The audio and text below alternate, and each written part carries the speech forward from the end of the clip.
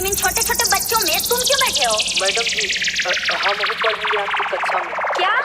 मने की एडमिशन लेने आए हैं। अच्छा, क्या नाम है? लाल बाबू। घर कहाँ है? गोपालगंज। अच्छा, तो कहाँ पढ़ते थे? आड़ी बाड़ी में। कहाँ? आड़ी बाड़ी में। अच्छा, तो ABCD आता है? जी मैडम जी। चलो सुना। विकास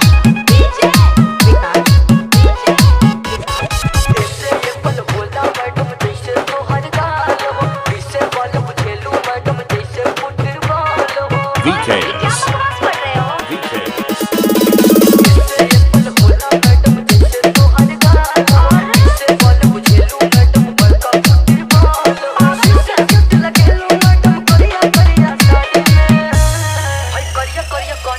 शायरी याद पड़ गई, सुना दी का मैडम? हाँ हाँ, सुनाओ सुनाओ। काली काली साड़ी में पढ़ाई नहीं होती है। अच्छा।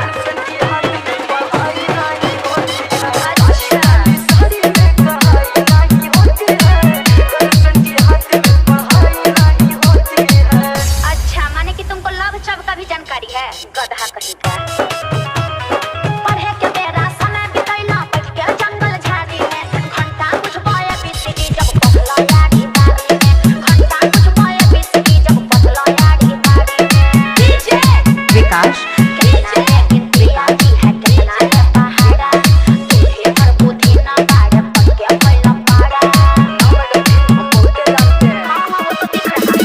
बिजली आती है और पहाड़ आता है। पैसा छोड़ी पड़ती है ये तो बड़ा आता है। किसी किसी आप है मैडम ग्लूकोज है बाड़ी में।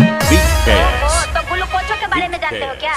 ये मैडम ग्लूकोज परपोज हाइपोज हाउपोज हम सब जानते हैं। अच्छा, तब तो तुम बड़े हेवी ड्राइवर हो। काली काली साड़ी में पढ़ाई नहीं होती है।